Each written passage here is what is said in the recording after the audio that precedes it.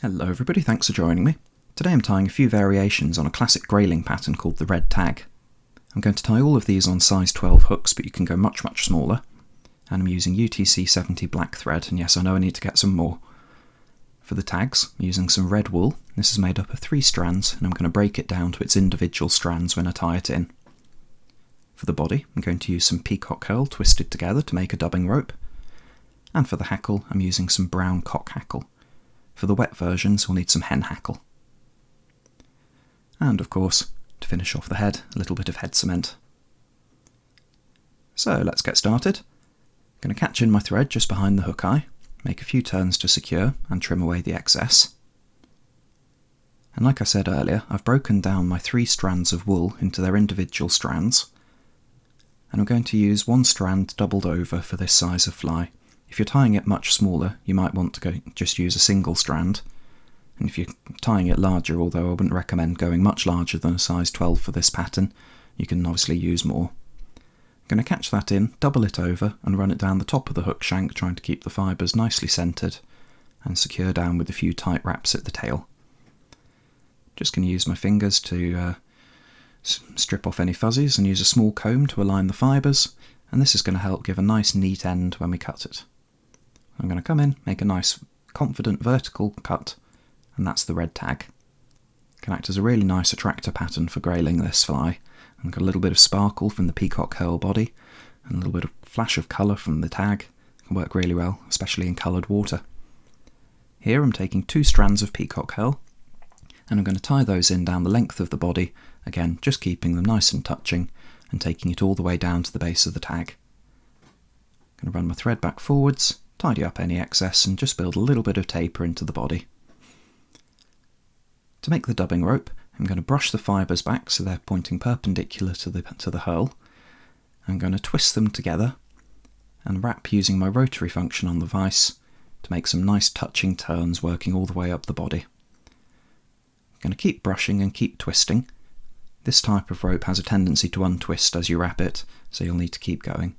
And I'm really not putting much force on it here. The herl is quite delicate. I'm going to make sure that everything's nicely aligned, and just wrap all the way up to where I'm going to tie in my hackle. I'm happy with that, so I'm going to come over, make a couple of tight thread wraps, double it over and secure down, and holding tension on the thread I can just break away the herls. You can put a little bit of super glue or varnish on the hook shank before you tie this in, but honestly these flies are so quick and easy to tie that I really don't bother. For the hackle, I've stripped all the barbs off one side of this feather, and I'm going to tie it in by the tag, make a couple of cross wraps to secure, and then bring the butt forward. This one's misbehaving a little bit, but we can get there in the end. I'm just going to trim away the excess so it doesn't intrude on the hook eye, and secure it down. This is a sort of a semi-dry pattern. You can fish it as a dry fly, but equally, once it gets saturated it will sink, so I'm not going to go for a hugely bushy hackle here.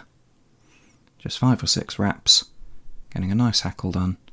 I'm going to come over, make a couple of tight thread wraps to secure, double over the feather, and work backwards from the hook eye. Here I'm just going to build up a little bit of a black head, and again keeping tension on the thread we can just break away that hackle. I'm going to come in with my whip finisher, make about a 4 or 5 turn whip finish to secure, and we're done.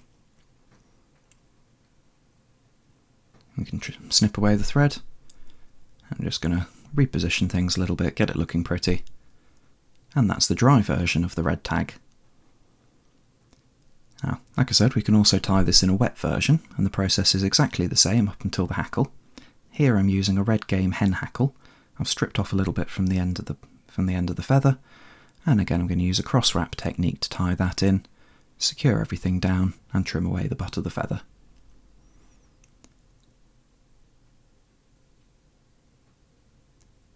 Going to secure everything down, and here, preening the fibres back, I'm going to make about 3 wraps with the feather, build up a nice umbrella-shaped wet fly hackle. I like to size these so that the fibres of the hackle come just about to the hook point or slightly beyond. I don't want to go too overboard. So that's 2 wraps, and here's the 3rd.